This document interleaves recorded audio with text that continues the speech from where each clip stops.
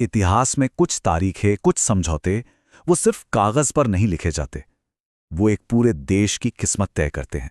और ऐसा ही एक बहुत बड़ा, एक टर्निंग पॉइंट वाला समझौता था गांधी-इरविन समझौता।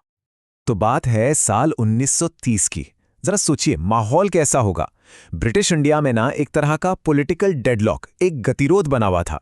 एक तरफ तो आज़ादी का जुनून, आंदोलन जोर पकड़ रहा था, और दूसरी तरफ था ब्रिटिश साम्राज्य, जो अपनी पकड़ ढीली नहीं करना चाहता था।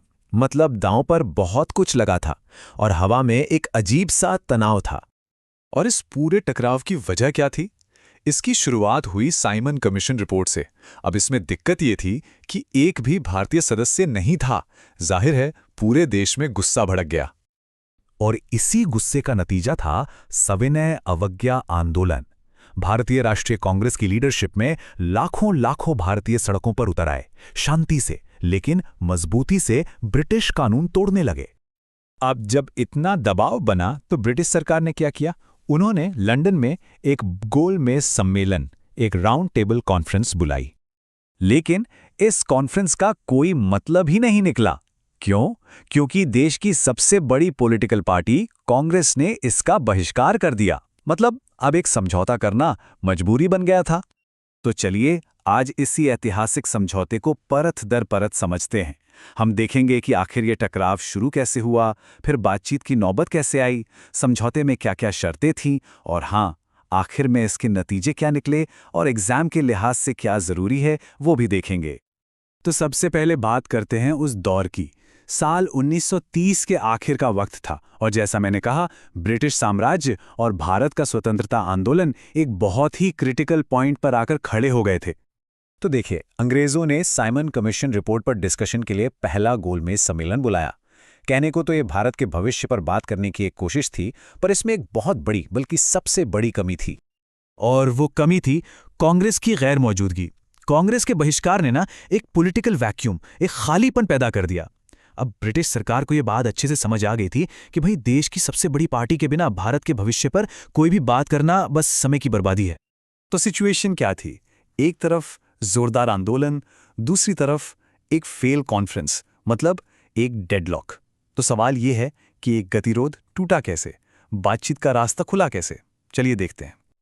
देखिए, इस डेडलॉक को तोड़ने में कुछ उदारवादी भारतीय नेताओं का बहुत बड़ा हाथ था। तेज बहादुर सप्रू, M.R. जयकर जैसे लोग, इन्होंने पीस मेकर्स मतलब मध्यस्थ की भूमिका निभाई और दोनों तरफ बातचीत का माहौल बनाने की जोरदार कोशिश की। और फिर आया turning point. Viceroy Lord Irwin ने एक बहुत बड़ा कदम उठाया।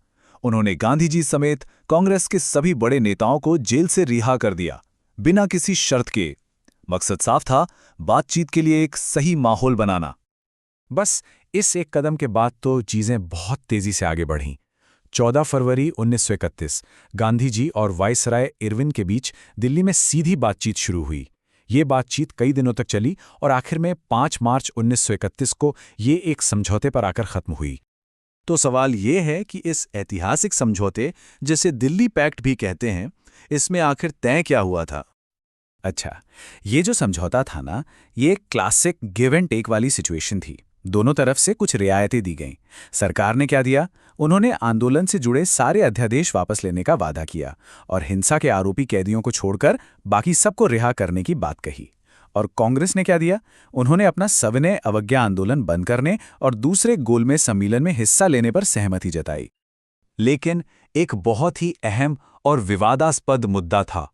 गांधी जी ने भगत सिंह, सुखदेव और राजगुरु की फांसी की सजा को उम्र कैद में बदलने की मांग रखी थी, पर वाइसरॉय ने इस मांग को साफ-साफ ठुकरा दिया। ये इस समझौते का एक बहुत बड़ा पॉइंट था। तो समझौता तो हो गया।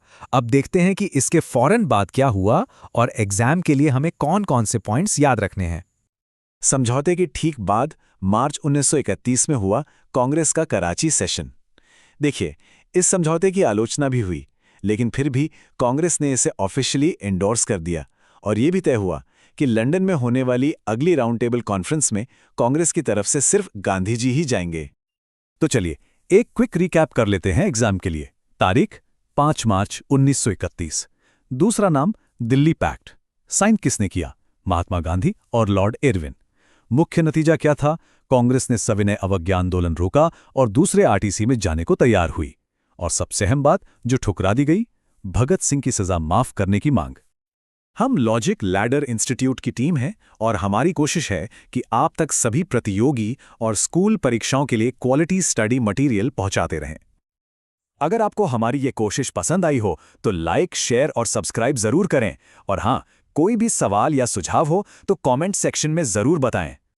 तो एक समझौता हो गया था जिसने कुछ वक्त के लिए टकराव को रोक दिया, पर सवाल वही का वही था। क्या संघर्ष खत्म हो गया था?